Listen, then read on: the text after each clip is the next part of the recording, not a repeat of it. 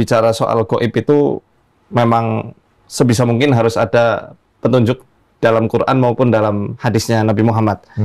Tapi saya menemukan, meneliti ke beberapa literatur yang saya miliki, itu nggak nemu kasus di zaman Rasul yang bayi itu hilang di kandungan. Cuma saya ada beberapa dalil-dalil yang mendekati dengan kejadian yang serupa, yang 9 bulan hilang itu. Pertama, ketika kaum muslimin itu hijrah dari Mekah ke Yathrib, Madinah. Itu diancam sama orang-orang Yahudi di sana, bahwa kaum muslimin nanti nggak bisa punya anak. Sehingga dalam sebuah literatur judulnya Sawa'iqul Hariqah, karya Syekh Abdul Malik Az-Zaghabi, itu beliau menuliskan ada yang namanya sihir Adamil Injab. Sihru Adamil Injab. Jadi itu sihir untuk membuat seorang wanita itu tidak bisa melahirkan. Ada itu? Entah itu mandul, entah ketika dia berhasil dibuahi kemudian gugur, ya.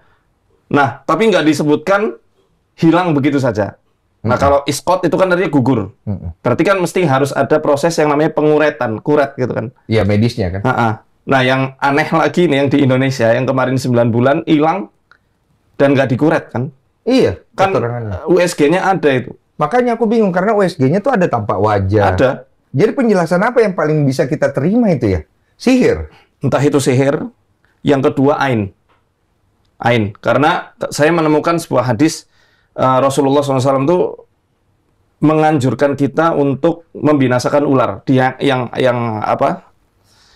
ada di luar rumah. Tetapi kalau yang di dalam rumah, beliau mengatakan la taqtulul jinnan, la taqtulul hayat. Ada 2 versi.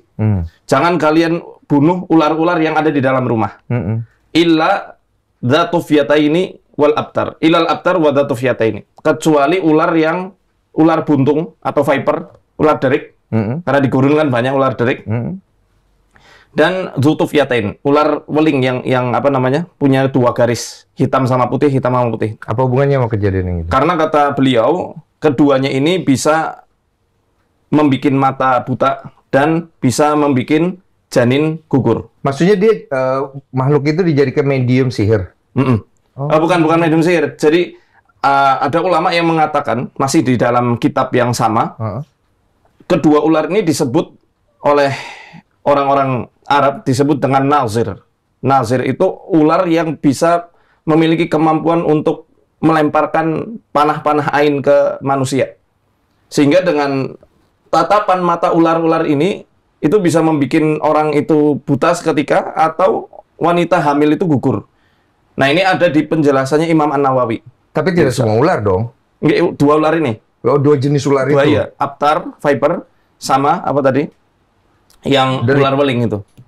Sehingga dari hadis ini makanya saya mengatakan, lah, bisa ibu itu kena ain, wallahu a'lam bishawab, atau dia itu memang disihir, dijadikan kayak sebuah semacam tumbal-tumbal gitu.